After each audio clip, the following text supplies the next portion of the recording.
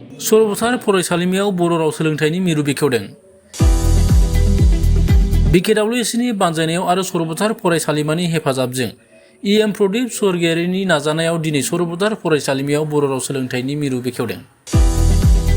इउबिपिअनि थुनलाइ नेहाथारि महेश्वर बसुमतारिनि आफाद सामलायनाय हाबाफारियाव बिकेडब्लिउएसनि इएम प्रदीप स्वर्गियारिया बरायनाय बिबुंथिखौ लाखियो। बे हाबाफारियाव गुवाहाटी मुलुगसोलोंसालिनि लोगो बिबुंगोरा डक्टर इस्माइल हुसैना बिबुंथिनि गेजेरजों मेलखौ बेखेवना होयो।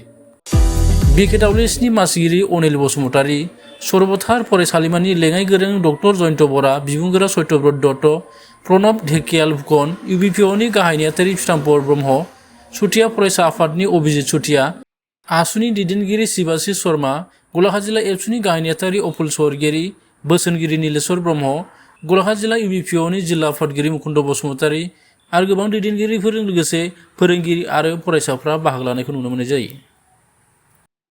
बर' कछारी गावहायुङारि खुंथाया सरकारजों दाजानायनि उननिफ्राय आबाद बिथिं, सोलोंथाइ बिथिं, हारिमु बायदि बिथिङाव जों हाबाफारि लानायनि अनगायैबो देग्लाय जोङो बर' कछारी काउन्सिलनिफ्राय मोन 8 गुबुन गुबुन जिल्लायाव मिरु बर' राव सोलोंथाइनि मिरु जों बेखेवनायनि हाबाफारि लादों।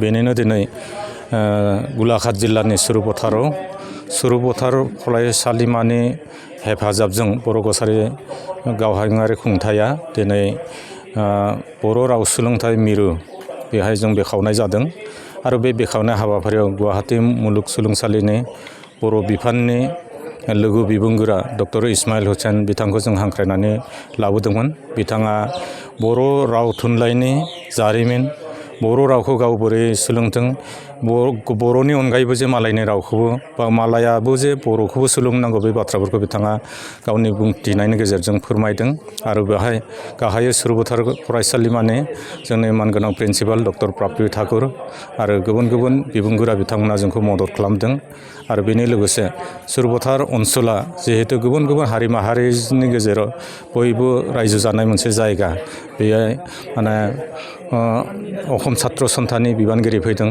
चुटिया छात्र सन्थाननि बिबानगिरि फैदों आरो जोंनि माहारियारि आफादफोरनि एबसु, आबुब, साहित्य सभा बिथांमोनाबो दंमोन।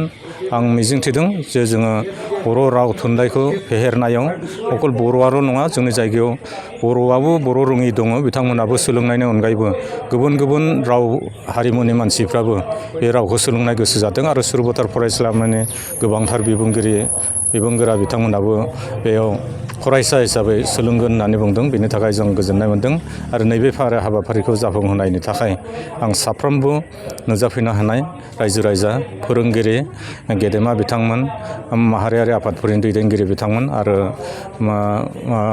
खौरांगिरि बिथांमोनखौबो आं साबायखर जासियो। অনুভৱটো ক'বলৈ গ'লে ভাষা শিক্ষা এই বস্তুটো আচলতে অথলে নাযায়। কোনোবাই যদি কিবা এটা নতুন ভাষা শিকে সেইটো একদম নিজৰ বন্ধুৰ দৰে কাম কৰে। আজীৱন এই ভাষাটোৱে তাক মানে সহায় কৰি থাকে আৰু এই বড়ো কছাৰী কল্যাণ সাহিত্য পৰিষদৰ আৰু সৰুপথাৰ মহাবিদ্যালয়ৰ উদ্যোগত আজি যি 3 মহীয়া বড়ো শিক্ষণ মানে কাৰ্যসূচী হাতত লৈছে, অৰ্থাৎ কেন্দ্ৰ মুকলি কৰিবলৈ গৈছে, মোৰ ফালৰ পৰা আন্তৰিক শুভেচ্ছা থাকিল। এই অঞ্চলৰ যিসকল মানুহে মানে বড়ো ভাষাৰ প্ৰতি আগ্ৰহী তেখেতসকলে এই কেন্দ্ৰৰ জৰিয়তে যে শিকাৰ এটা সুবিধা পাব, বিনামূলীয়াকৈ যিটো অধ্যয়ন কেন্দ্ৰ খুলিছে, সঁচাকৈ এইটো মোৰ কাৰণে বৰ মানে ভাল লাগিছে আৰু গৌৰৱৰ বিষয় অঞ্চলৰ কাৰণে যে অন্ততঃ যিসকল নেকি এই ভাষাটোৰ প্ৰতি মানে শিকাৰ এটা আগ্ৰহ প্ৰকাশ কৰে তেখেতসকলে শিকাৰ যথেষ্ট এটা সুবিধা পাব। বৰ ভাল কথা, এইটো শিকাটো উচিত।